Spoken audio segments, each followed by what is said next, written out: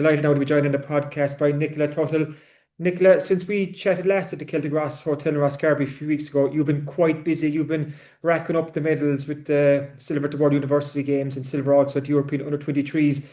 But before we talk about those, can we just go back to almost the run up to those recent events? You had a really kind of impressive start to the year, the goal at the European Throwing Cup, and then your new PB. So were you very happy with the kind of which way you were moving going into those competitions?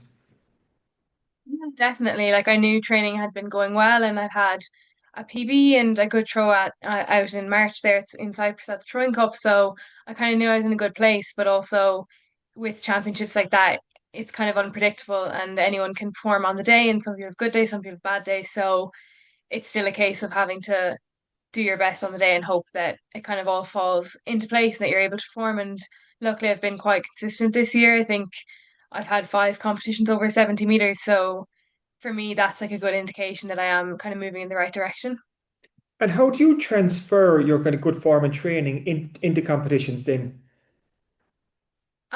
I guess just trusting yourself and knowing like I'd be training here at home and I know what I'm capable of doing. And if training's going good or training's going bad, like depending on the day, like you take those times to like fix things. So if I'm having not a great technical day, like I'll talk to Killian about it and we'll fix it on the day. So then when it comes to competition, you've kind of gone through those experiences before, like okay, well this happened in training and I did this and that worked. So you can kind of draw on those experiences, I guess. And let's say coming into this year, then Nicola, obviously you had a really successful 2024 competing at the Paris Olympics, and it was a really kind of breakthrough year for you in that sense. But did you apply more pressure on yourself this year to kind of even to take it on a step further? Like, I know we've spoken before about that you were telling me that you'd like to get kind of more consistently over 70, which you are achieving this year. But did you kind of within yourself want to kind of you wanted to step it up again in 2025?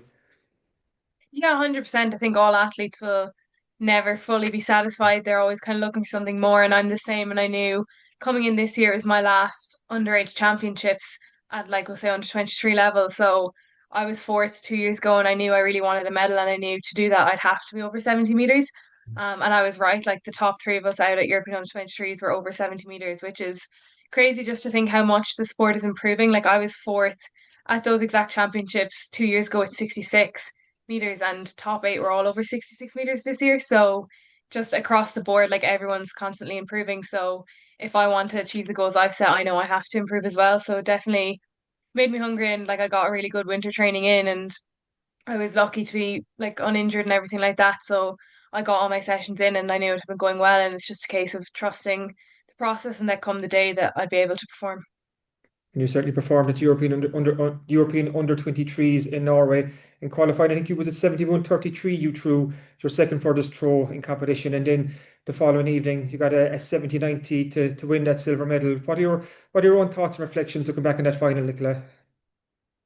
Um, Definitely like I guess I would have liked to throw a bit farther myself. But the German girl who won was always going to be really difficult to beat. She's been so consistent this year, over 71 meters.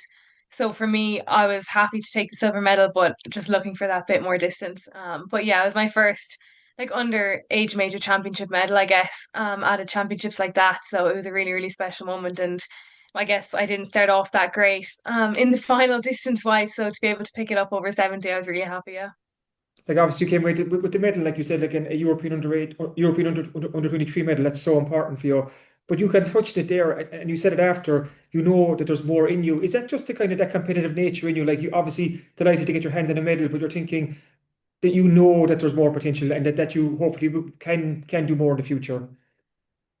Exactly. Like I guess like a medal like that is so hard to come by. So I'm so delighted to have got the silver. But in terms of distance, I'm always like I'll never be satisfied. I'll always want that little bit more, which is a good and a bad thing, I guess. But yeah, like I guess I know that we'll say coming away from those championships after my throws, I knew I didn't hit them like 100% technically, I guess. So and I was still able to throw like quite a big throw. So I guess I'm just hopeful then that the day will come where I'll hit it perfectly technically and it'll go that bit further. I know before talking to Phil Healy, she talked about championship running when it came to her, obviously sprinting discipline. Is it what's like in the hammer then is in kind of when it comes to a big competition like that? Is it hard to throw PPs in big competitions or is it more about the kind of getting the result, getting the medal, or how can you like we were chatting about it earlier, kind of translating that good training form into competition. But when it comes to that big championship day, is it more about the result, Nicola, or are the kind of those big PBs and performances important to you? Everyone's going to want PB and everything like that, but come a championship, it is also about the result. Like you go in there, I guess, hoping for whatever you've set out your goal to be, and you're hoping to achieve that. And I guess in order to achieve that, you kind of have to be close to PBs and stuff like that. But definitely with championships comes like nerves and like everything that comes with a championship like that.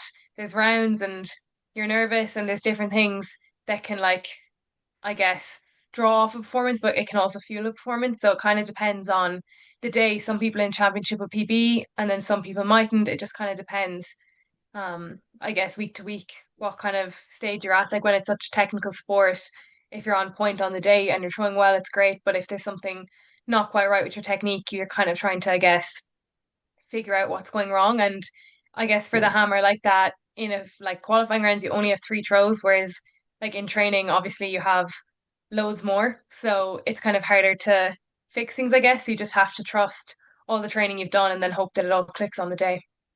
And it clicked on the day in Norway, and then it was straight on to the World University Games. You didn't have much time, just a week in between the competitions, and you came away with your first medal on the world stage. Like, how satisfied were you to come home with a silver medal from Germany? So satisfied, yeah. Like I was ranked third, so to place above my ranking was pretty good. And the girl who won was actually third out in Paris. So, um, you know, to be second to someone like that is pretty amazing. And I guess the same, that was I didn't quite hit the 70 meters out there. And I think with two championships back to back, like mentally and physically, you're pretty tired. But to be able to hit close to the 70 in the last round, I was pretty happy with because I guess for me, my throws before that were like 66, 67 meters, which is kind of not really where I've been this year. I've been pretty consistent up a good bit further than that. So I was pretty stressed about it, and it was quite a stressful competition in that sense because I was fourth for a while and then I was third and then I got up to the second. So it was kind of a case of just trying to stay relaxed and trying to like trust that I knew I had a bigger distance in me and that I knew I needed that to get a medal. So thankfully I was able to produce a bit better of a throw in the end. But that's probably all part of the journey that you're on. Like, we do forget you're still only 21, you know. Like, I know you were Irish senior champion when you were 16 back in 2020, but you're still like on that upward trajectory in your own story. So like, is normalizing these big events kind of important for you as well? Like, you've been to the Paris Olympics, like you went to European under 23s twice now, the World University Games, touch wood, you'll have the World Senior Championships in Tokyo in September. Are you getting just more kind of comfortable in those surroundings, those big competitions? Getting more familiar with the girls you're competing against, and I guess some of them then you're like, okay, I beat you before, you beat me before, I could place around you, or you're getting more friendly with them too, I guess. So like sometimes some people, it depends on the person, they might like to talk during the call room, others might like to be really focused. And I guess the more championships you go to, the more experiences you've had good days, bad days, kind of in between days, and you're just getting more used to all of that, meeting all the people, drawing off of other people's experiences. And it's always, I think, at a championships like that, it's good to learn things because, like you said, I am still young and hopefully I'll have a good few more years of competition ahead of me. So I'm always looking to learn off of other people and then take the good days when they come because they don't always happen. What do you like in the call room and out on the track? Are you quiet? Are you chatty? What do you like, Nicola? Um, I would say I'm quite quiet, but if someone talks to me, I'll be chatty. So like some of the girls I'd be more friendly with because I've met them a bit more often, so I chat away to them. But then usually during the competition, I'm kind of in the zone, especially if it's like not after starting in the most ideal way. I'm definitely like quite focused and tend to keep to myself. Yeah.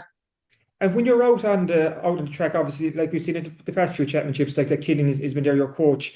When those first one or two throws don't go well, how do you get it back on track? Pardon the pun.